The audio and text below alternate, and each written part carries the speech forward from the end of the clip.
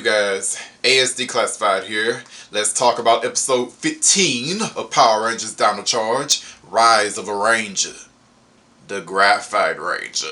Alright, so let's get into it. So, in this episode, we see the return of Prince Philip, the royal heir to the kingdom of Xanda. So in this episode, Prince Philip, he had some of his loyal subjects apparently looking for inner gems, I guess. Well, his subjects lucked out. They found an inner gem in a rock quarry after they blew up a freaking mountain with TNT, I guess. So yeah, they found an inner gem in a dinosaur fossil, the Graphite inner gem. Oh my god. Why is it so easy for everyone to find an inner gem except for Sledge? Why? I don't even understand.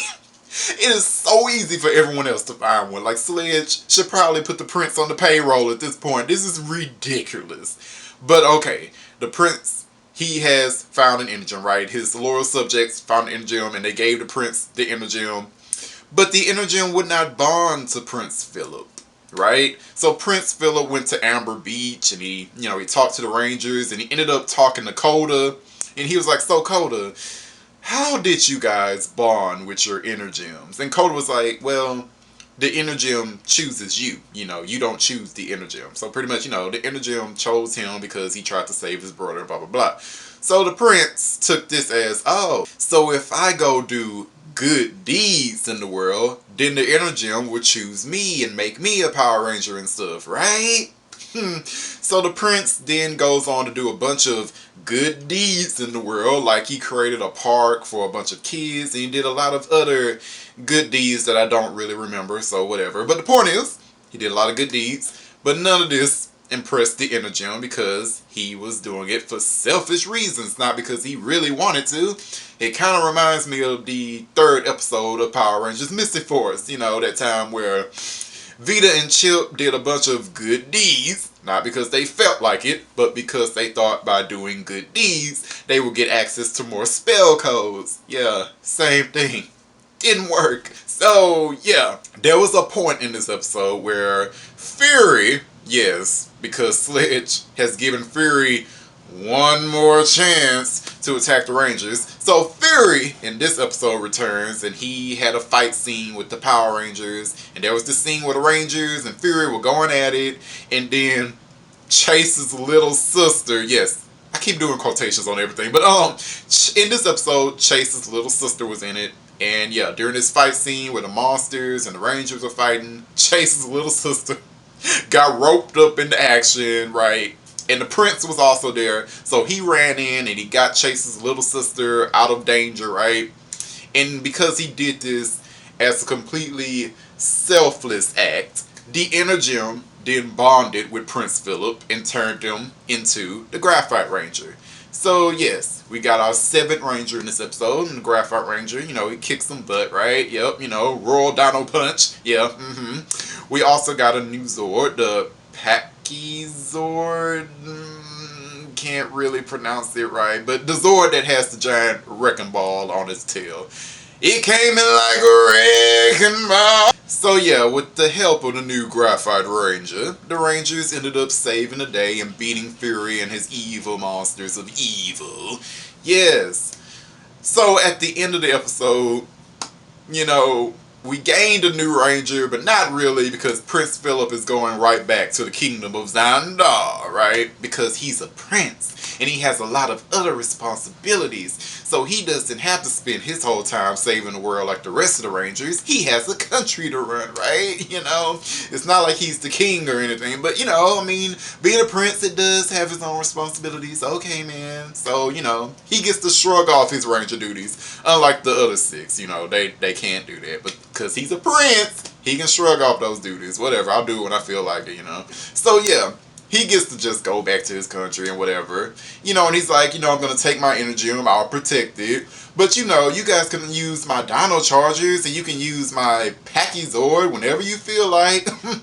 Is he not merciful? So yes, he does tell the Rangers, like, should you ever need the services of the Graphite Ranger, do not hesitate to call. So he tells them that, but whatever. It's like, You can just shrug off your ranger duties now if you're a more important person than other people. Okay, that's okay. Honestly, I was kind of hoping that the prince would be around a little more. Like, I don't know, who knows what the future episodes will hold, but I was hoping that the prince would be more active, you know, like he would be like a rich member of the team and he finances a lot of other cool stuff, you know, or like he gives them like, you know, the Avenger Tower or the Titans Tower, you know, the Power Rangers Tower, you know, like, you know, give them a better base with more technology or something. You know, I'm just saying there's things that could be done with a rich prince as a Power Ranger. So this episode as a whole, it was definitely an episode. I guess I would give it a 3 out of 5. Honestly, this episode, I think my problem with it is that in this episode, it was an introduction to a new Ranger, but it really just felt like an average episode of Power Rangers. It's like, it didn't feel that special, and that's kind of, no. So, I think that's kind of my issue with Dino Charge as a whole right now. Not just this episode, it's just, this is episode 15. I think that the plots should be bigger at this point. I mean, nothing has really changed in the writing, you know? I mean, at this point, Sledge should be coming up with bigger and better plans and schemes, like stuff that affects the entire planet, and he's not. So really, it still does the villains go down to Earth and they're trying to beat the Rangers or find an energy or something. They don't come up with like a clever scheme to do this. 9 times out of 10, the villains just go to Earth and they fight, and that's it. And at this point, it needs to be something else. I'm just saying. And so this episode, Fury just came down to Earth and he just fought. Okay, I mean, I've seen that for the last 14 other episodes too. I mean, I'm looking for something different at this point. So, yeah, 3 out of 5. I mean, I'm not going to say it was bad, but it didn't impress me that much either, to be honest. I mean, yeah, I should have been more impressed with a new Ranger, but I wasn't. And the dialogue, in Dino Charge as a whole, the dialogue needs to get wittier. It really, it does. It just needs to get wittier, man.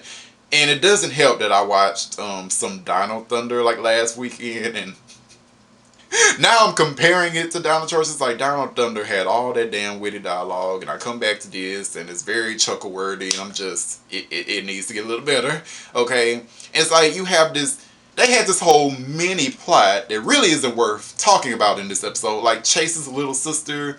Like they had this whole thing where Chase had to keep running out on his little sister because he had his ranger duties to do, you know, and his little sister was sad, but they didn't really do anything with that. She could get angry, she could express her thoughts of disappointment to him, but they didn't do that at all because that would have been a little too interesting. So I don't know, I'm just saying Dino Charge kind of needs to step up the writing game at this point. I mean, just being better than Samurai or Megaforce, I mean, that can only get you so far, okay? I mean, where's the story? I need more story.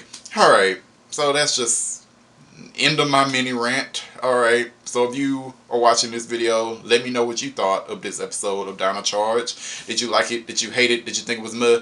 Let me know down below in the comments. Now I can do that. Alright, see you later guys. Jamata.